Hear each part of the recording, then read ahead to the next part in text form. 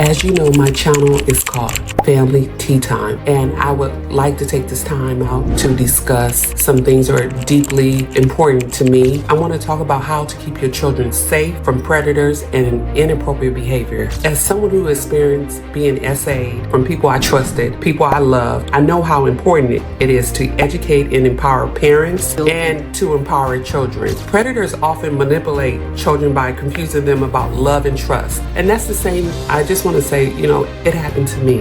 I grew up in a household where I did not feel love. My mother talked very negative to me. I won't be nothing, She was very negative to me. All she did was yell and scream. She was like a dictator. I didn't get the love that I knew I should have received as a child. And plus, there were certain things, I bring this up because when I told my mother about it, there were certain things like I was afraid to tell her certain things because I knew that she would spaz out or start screaming and hollering about things and this is the reason why I mention it, because when your child tells you something, give them a safe environment that they can come to you and tell you anything and everything, no matter what it is, without judgment, without punishment. I'll always, every time I discuss something with my mother and I felt it was awkward to me, like him touching me and doing all those things to me, I always felt like there was a punishment behind because all she did was yell and scream. And she blamed me. And sometimes I'd rather get an ass whipping than anything to hear that mouth, because that mouth was treacherous. Verbal abuse, you have to be careful what you say to your children. I used to think to myself,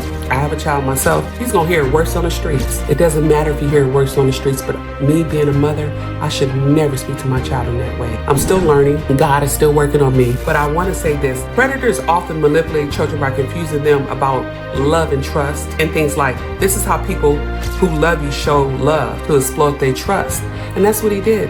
When, even when I was SA'd, he used to tell me, I love you. That's what people who love each other do that. I love you.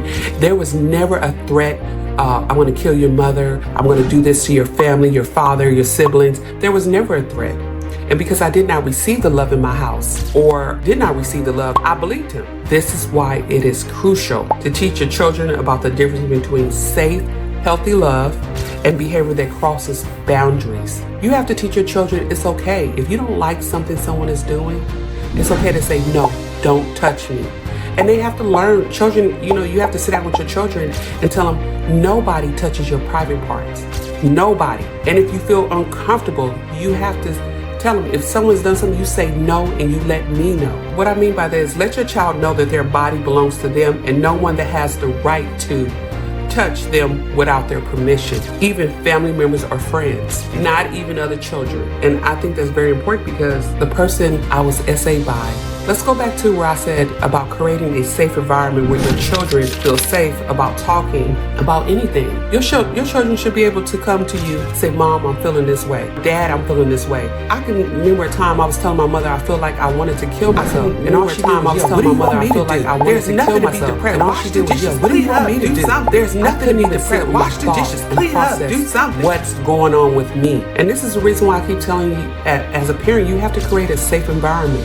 Even when your child tells you something, okay, take it in, don't overreact, show them love, don't give them a punishment, and listen to them. Don't just cut them off. I don't want to hear that guy had a bad day. Let me tell you about my day. No, I've been done like that before, and no child deserves that. A child needs to be a child and not listen to adult problems. I want you to explain the difference with your child, the difference between good secrets like surprises, unsafe secrets, which are things that are asked to keep quiet that make them feel uncomfortable. And it's a shame that we have to teach our children this, but we also have to teach children to recognize red flags like someone asking them to keep a secret, offering them gifts. Like back in the day, let's just say your child is playing outside in the front yard and someone says, come to my, can you walk to my car? I want to show you my puppy, or I have some candy for you. We have to teach our children to recognize red flags and let them know it's okay to say no. Predators often make children feel like they have to choose between love and safety. They may ask things like, this is